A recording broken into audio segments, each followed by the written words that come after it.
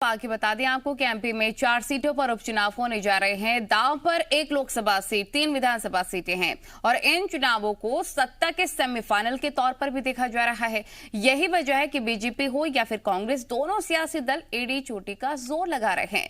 कांग्रेस सभी सीटों पर अपने प्रत्याशियों के नामों का ऐलान कर चुकी है, तो वहीं पर बीजेपी की तरफ से अभी भी प्रत्याशियों का इंतजार किया जा रहा है।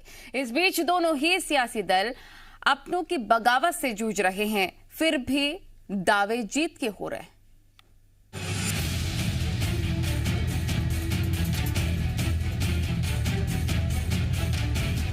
एमपी में सत्ता का सेमीफाइनल होने जा रहा है।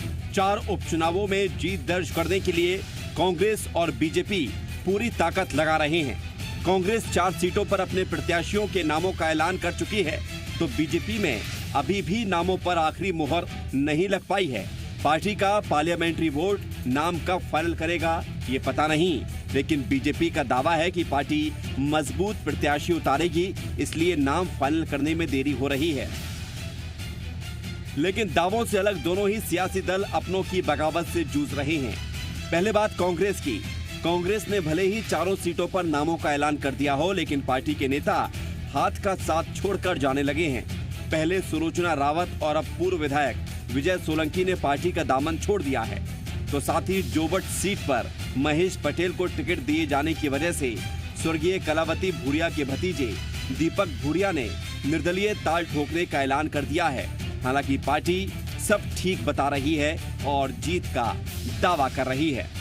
ऐसे लोगों को जिनमें ये महत्वाकांक्षा है कि उन्हें आगे कांग्रेस में कुछ नहीं मिल सकता या टिकट नहीं मिल सकता, तो उन्हें तरह तरह के प्रलोभन देते हैं। आपने सुना होगा जोबट में जिस तरह से सुलोचना रावत के लड़के ने स्पष्ट रूप से कहा कि मुझे मंत्री बनाने का लालच दिया गया है।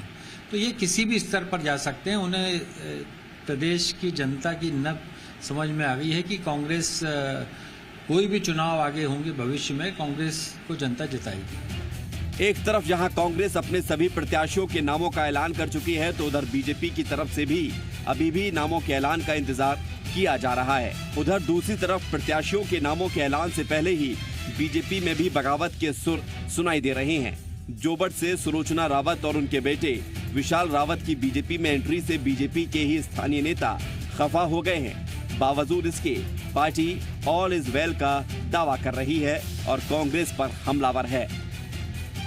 भारतीय जनता पार्टी के इन 3 विधानसभा के उपचुनाव में और लोकसभा खंडवा के प्रत्याशी की घोषणा कल तक हो जाएगी। भारतीय जनता पार्टी का जो चुनाव का बिंदु होगा, भारतीय जनता पार्टी विकास आधारित चुनाव के मुद्दों पर चुनाव लड़ेगी। हम शिवराज सिंह जी चौहान की जो हमारी 15-17 साल की सरकार रही है, उसके आधार पर मतदाता का आशीर्वाद मांगने जाएंगे। अब सवाल यह है कि अपनों की बगावत से जूझ रहे दोनों बड़े सियासी दलों की राहें कितनी मुश्किल हैं। सवाल ये भी है कि कांग्रेस के प्रत्याशियों के सामने बीजेपी किसे मैदान में उतारेगी, और सबसे बड़ा सवाल, कौन जीतेगा उपचुनाव की जंग। ब्यूरो रिपोर्ट, जी मीडिया।